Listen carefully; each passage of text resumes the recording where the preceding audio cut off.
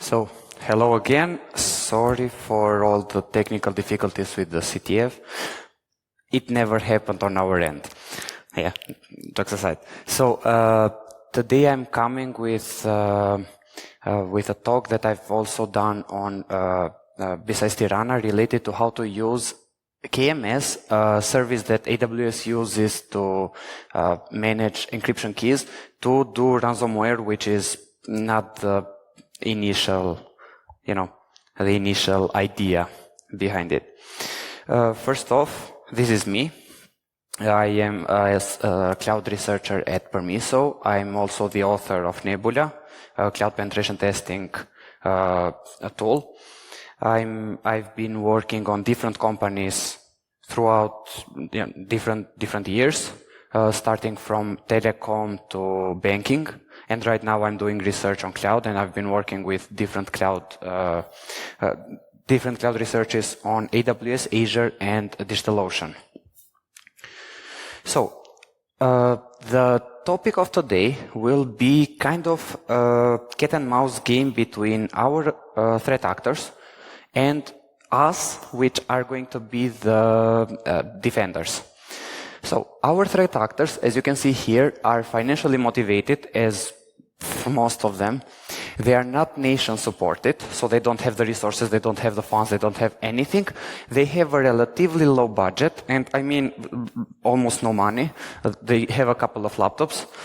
And ransomware is a goal to them because they want to get money. That's the whole goal. And it's easy. You can just do it, and you can just ask money. You don't have to do anything else. You don't have to sell them, you don't have to bargain or anything.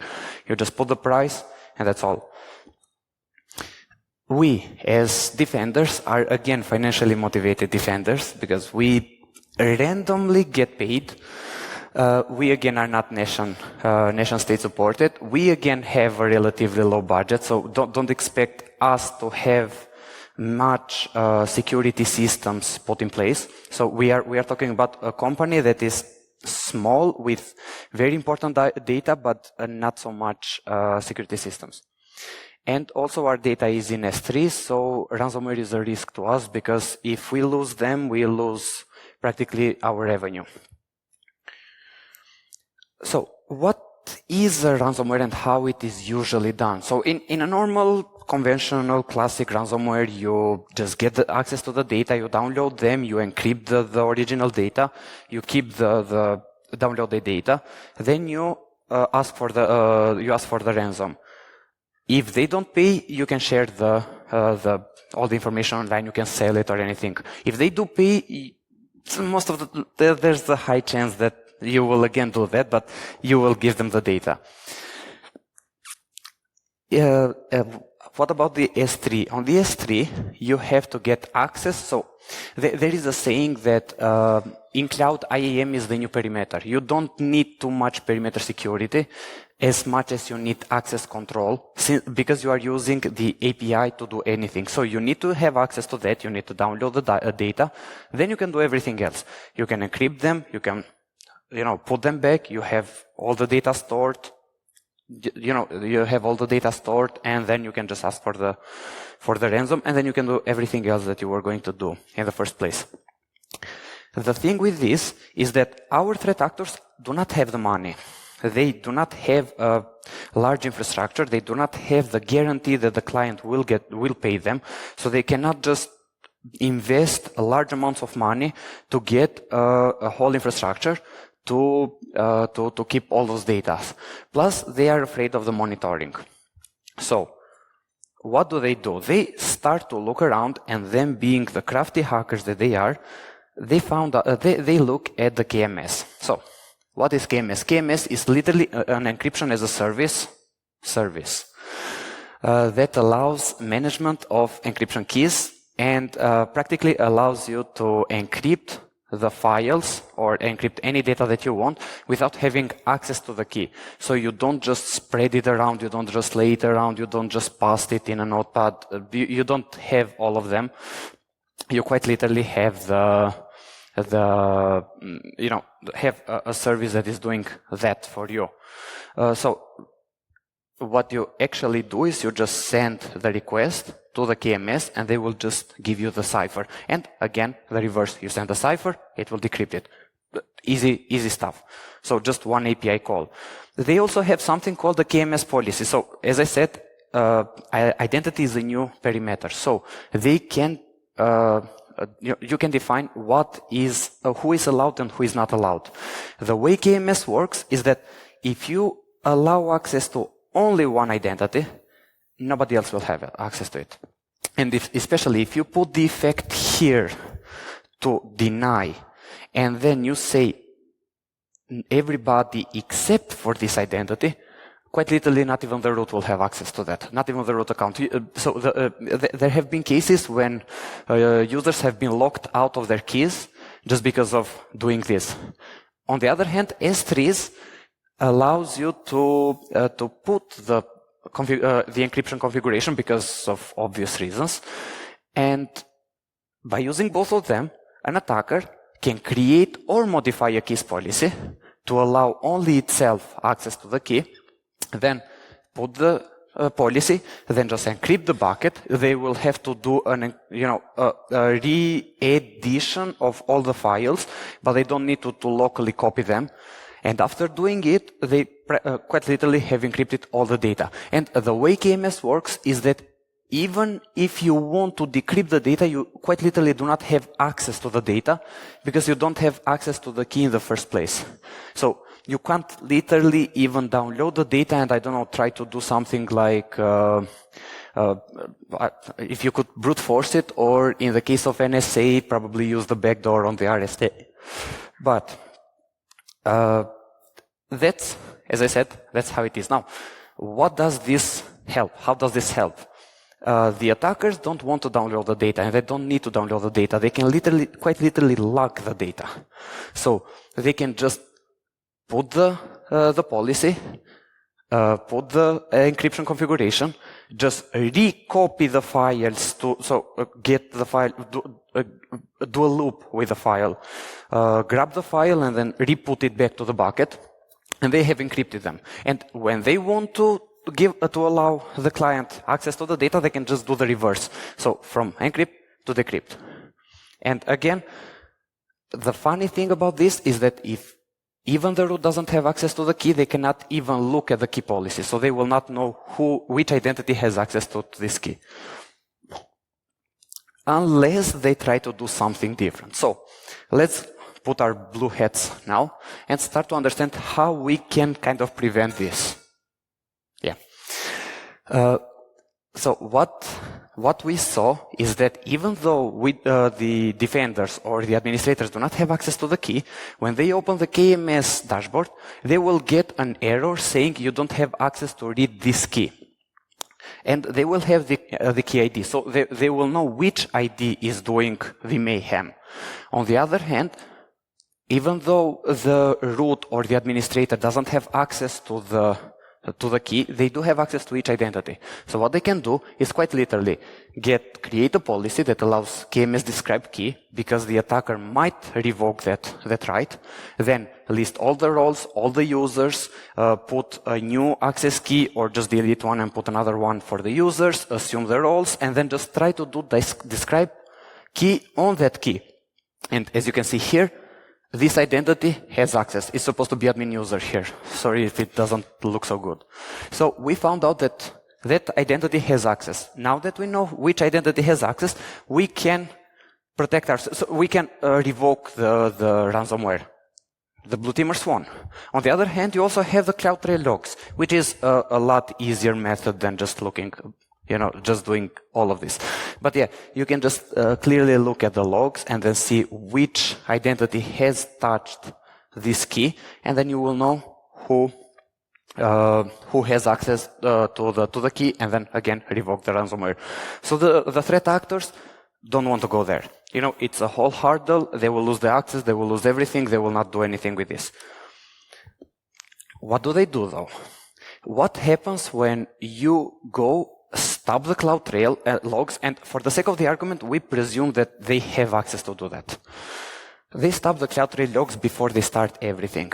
Then they create an IAM user with a very random key, with a very random name. They do everything, then they delete the user.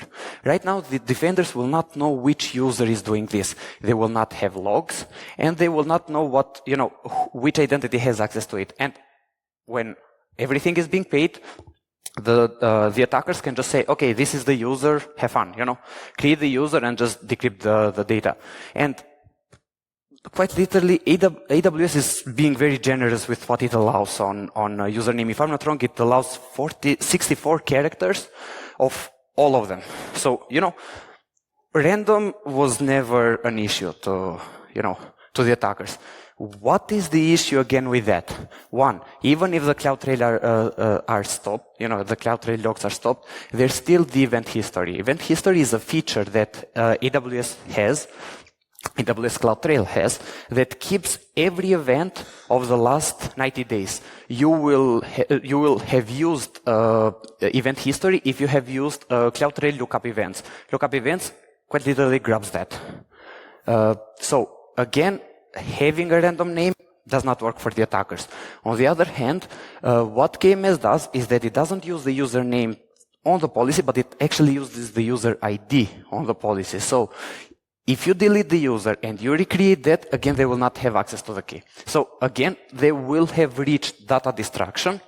At this point, there is no way to return the data, but they will not have done the ransomware with the low cost that we wanted to do. So again, this is not something the threat actors want.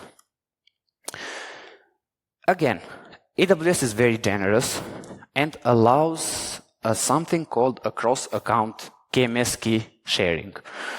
Quite literally, how this works is that you can put the policy and allow one account to access the keys on another account. Think of this as an infrastructure where the whole KMS keys are put in one account, then everybody else's uses, and then you restrict access to that, to that account. An attacker can do the same. They can create their own account, they can create their own key, they can allow the compromised user access, they can do everything, they can remove the policy. And then, when the target pays, they can just recreate the policy and allow the target to decrypt the data. Quite literally, this works. And this is actually the best way, and this is actually the way that RhinoSec did it, like, what RhinoSec did on a research like 4 years ago, if I'm not wrong, 5 years ago. This actually works because you don't have to keep the keys, you don't have to keep anything, you don't have to have the data stored in you, you have the account and everything. And it also works for each object, not just on the bucket level, but you can quite literally encrypt object per object. So you can even, mess with them and create like 10 keys and then just randomly do them so that they will have to find 10 keys. This is just an addition, but even the bucket level encryption does work. Unless the defenders have created an SCP policy, which is put on the organizational level and only allows resources to be accessed from their own organization. Right now, the attacker's account is, of course, not on the organization. The attacker has to put the account on the organization, and that would include other issues because right now they've given access to the target. And since they do this, there will be an access denied because the resource is outside the organization of the target. So again, the defenders, crafted as they are, they'll manage to stop this. But our attackers do not give up easily. Let's go back to the first ransomware. What you do is you get access to the data, you download the data, you encrypt them locally.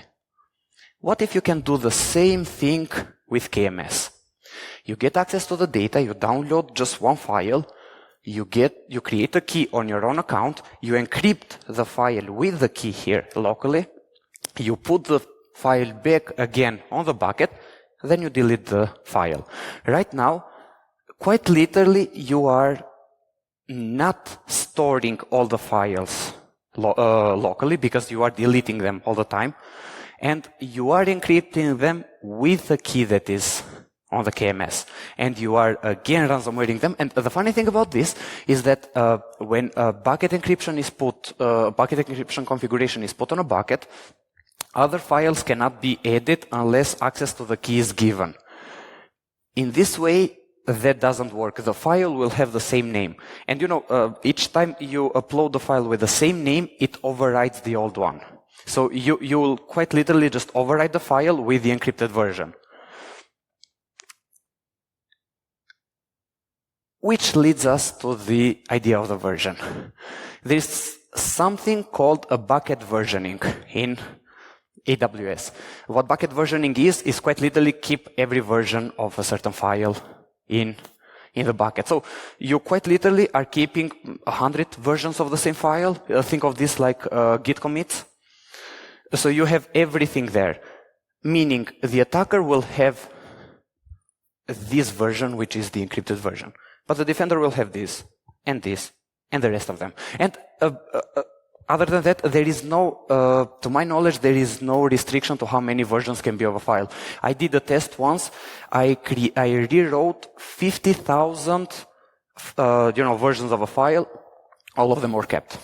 So, to my knowledge, there is no restriction. I mean, if there's 1 million, I don't know if you'll need 1 million versions of a file, but again, at least you will need one more to protect that. Yeah, of course. Yes, of course, but as I said, because if we go by that logic, yes, there is also, there can be also restrictions on how much can be downloaded, and there can also be a cost on every download for the target. So, yeah. There's also something called an MFA delete. MFA delete is an extension of bucket versioning, which quite literally tells you have to put the MFA code each time you modify an object, or each time you modify the bucket configuration. The thing is, this one here most of the times will not be present, because buckets are usually storage that is dynamic, and everything is done through a code. So you will need to find a code that will just create the MFA and then push the MFA and then do the modification. You will most likely not find this unless it's a backup. But if you have this one, it's an extra layer of security. By default, this is not enabled. You have to enable this, even if you enable the bucket versioning. And how do you bypass this? There are two ways. The first one, the easy one, just, suspend it. If you suspend it, there is no bucket version anymore. Yes, there are versions, but you can delete them. You can delete every version. You can list them, you can delete them. Again, we are presuming they have the rights to do that. The second one is, you can quite literally encrypt the file, then you can list all the versions, and then you can delete every other version except the encrypted one. Right now, it doesn't matter if versioning is enabled. They will only have one version on the bucket, and that one version will be the attacker's encrypted version. So right now, even with bucket versioning enabled, they will still have only one version there, because you deleted every other version after you put the encrypted version there. So, you do the reverse of what bucket versioning does. And yes, this is the whole idea. At this point, the attackers have managed to bypass, so they have managed to go through all the hurdles. They have bypassed the SCPs, they have bypassed the bucket, so they have compromised the user, created the key on their own account, bypassed the SCP with the method of encrypting each file once per, and then they have also bypassed the bucket versioning. So right now, the target has nothing to do. So the target is ransomware. So we lost, guys. Sorry, they beat us. Just to show you, we also have everything. So in Permiso, we've actually seen, not seen ransomware happens, but we have seen keys being misconfigured. So many people having access. So we have we have alerts quite literally for this. We have alerts for the key lockout.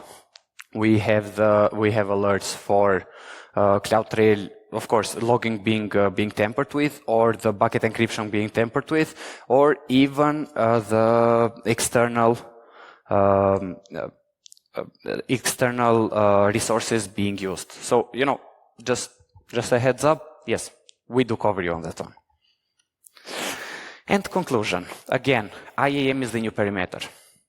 I'm not saying you shouldn't have, you shouldn't put, perimeter security, but focus a lot on the IAM. If everything is done through privilege, with actually no need for an access to the target, you don't need to focus too much on the perimeter as you do mostly on the on-prem, but you need to focus on the IAM. Secondly, bucket versioning is something that you should enable unless, as I said, you can afford, if you can afford it, of course. Because if you cannot afford it, you can again do something. You can just rewrite your code and then just, delete the previous version and then put the new version, and you do quite literally the same thing that is being done when you create an access key or when you create a third access key. So you delete the previous version and you have the other one, so you will not have too much versions of the same file if you do not need them. If you only need them for sort of a backup, you should use SCPs. You should first of all use an organization. I've seen a lot of companies only use one account and have everything there, and you should use SCPs to limit the access on other regions and especially resources outside of your organization that you do not want to get access to. There are some businesses that have connections to other businesses. Yes, you can allow them, but you should not allow access to everywhere. And yes, again, as I said previously, this is something that started from RhinoSec. So they use the cross-account technique, which we later on found out that is, could be stopped. But yes, this was the first idea that, that they were the first one that started this. So kudos to them. And again, I want to thank a lot of people. So I want to thank the P0 team, Nathan, Debo, and Ian, and Opi, for all the ideas that they have done, for all the help that they have given. Thank you to the UX team for all the designs, and the marketing for all the merch, and of course the design. And thank you for the rest of the Permiso for being awesome. Thank you. Any questions?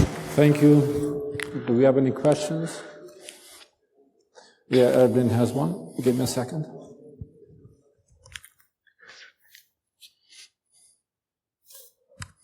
So thank you. My question, if you can go to the slides, you shared the use cases. Are those available open source or somewhere? We haven't. So they sort of are. You can quite literally just get everything, and you can create some simple bash scripts. But we are working currently on a simulation tool that will have different attacks, including these ones. It's a thing, it's kind of a difficult thing to share something related or a ransomware automation tool, especially on, something like this, which can be used with the target's services, internal services.